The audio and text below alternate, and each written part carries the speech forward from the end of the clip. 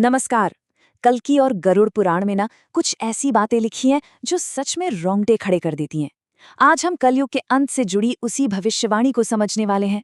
एक ऐसी कहानी जो विनाश के साथ साथ एक नई शुरुआत की भी बात करती है। तो चलिए इस रहस्य में थोड़ा और गहरा उतरते हैं। ये सिर्फ कोई कहानी नहीं है, सोचिए, ये हमारे पवित्र ग्रंथों में लिखी एक बहुत ही गंभीर चेतावनी है। ये एक ऐसे समय की भविष्यवाणी है ना, जो हम सबको अपने होने का मतलब, अपने उसूलों के बारे में गहराई से सोचने पर मजबूर कर सकती है। तो सवाल ये है कि ये भविष्यवाणियां आती कहाँ से हैं? तो देखिए, ये हमारे हिंदू धर्म ग्रंथों, खासतौर पर कल्कि और गरुड़ पुराण से ली गई हैं। और इनमें आने वाले समय के बारे में जो लिखा है ना, वो हमें इस युग में आने वाली मुश्किलों के लिए तैयार करता है, हमें आगाह करता है।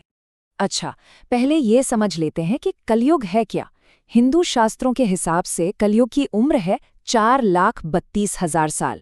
सोचिए, इसकी शुरुआत हुई थी महाभारत युद्ध के ठीक बाद, और अब तक सिर्फ 5,000 साल ही बीते हैं। इसका मतलब ये हुआ कि अभी भी लगभग 4,27,000 साल बाकी हैं।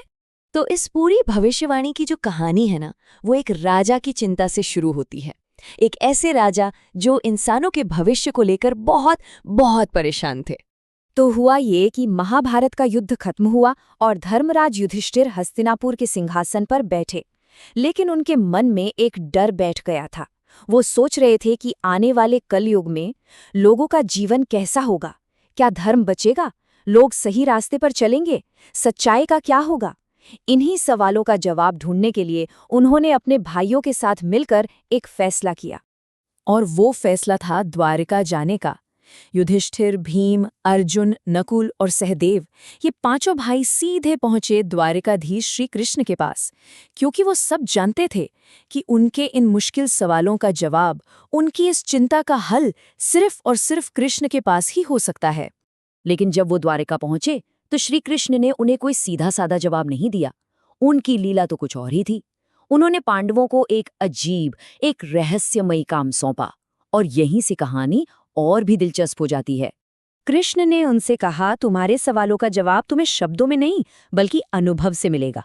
उन्होंने पांचों भाइयों को अलग अलग दिशाओं में घने जंगलों में जाने को कहा और बोले, जाओ और जो कुछ भी अजीब, कुछ भी अनोखा देखो, वो लौटकर मुझे बताना। तो सबसे पहले युधिष्ठिर ने जो देखा वो बड़ा ही अजीब था। एक बहुत बड़ा हाथी, जिसकी एक नहीं बल्कि 2 सूंड थीं, और वो अपनी दोनों सूंडों से जंगल के पेड़ों को बड़ी बेरहमी से उखाड़ फेंक रहा था।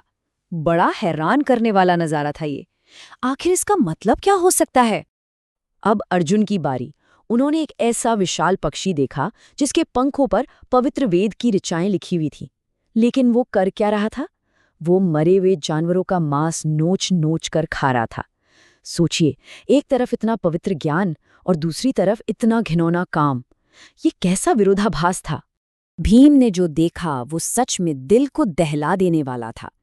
एक गाय ने अभी अभी एक बछड़े को जन्म दिया था, और वो माँ उसे इतना इतना ज्यादा चाट रही थी कि प्यार करते करते उस नन्हे बछड़े को घायल कर दिया। वो लहूलुहान हो गया।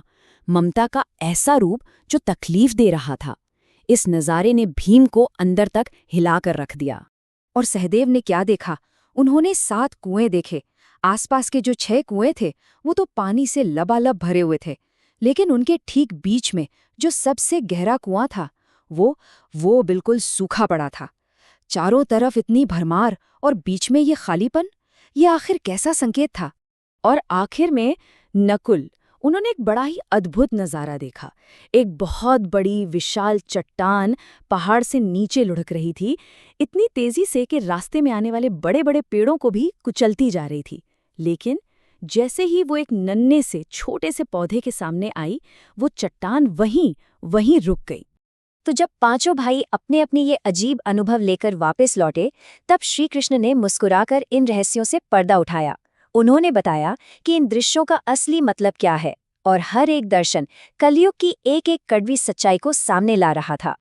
कृष्ण ने समझाना शुरू किया, वो 2 सूंड वाला हाथी, वो कलयुग के राजाओं का प्रतीक है, जो अपनी प्रजा को दोनों हाथों से लूटेंगे, उनका शोषण करेंगे और वो वेदों वाला पक्षी, वो उन विद्वानों की निशानी है जिनके पास ज्ञान तो बहुत होगा, लेकिन वो उसका इस्तेमाल सिर्फ अपने स्वार्थ के लिए, पैसा कमाने के लिए करेंगे।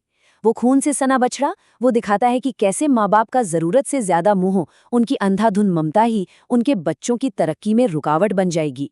और वो खाली कुआं, वो समाज के अमीर लोगों का प्रतीक है, जो गरीबों और जरूरतमंदों से घिरे तो रहेंगे, लेकिन किसी की मदद के लिए हाथ आगे नहीं बढ़ाएंगे।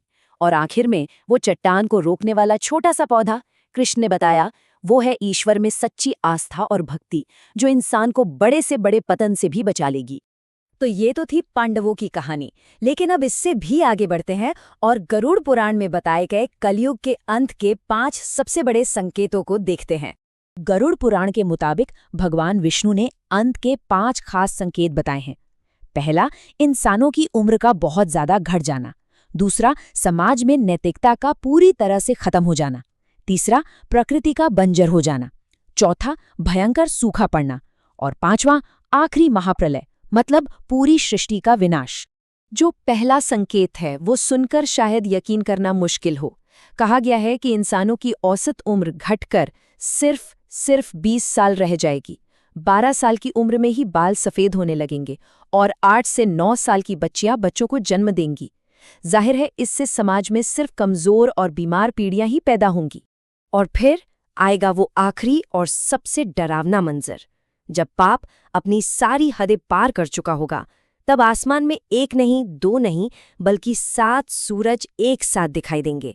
इन 7 सूर्यों की आग से, उनकी गर्मी से धरती का सारा पानी भाप बन जाएगा और ये पूरी दुनिया जलकर राख हो जाएगी। लेकिन ये अंत नहीं है।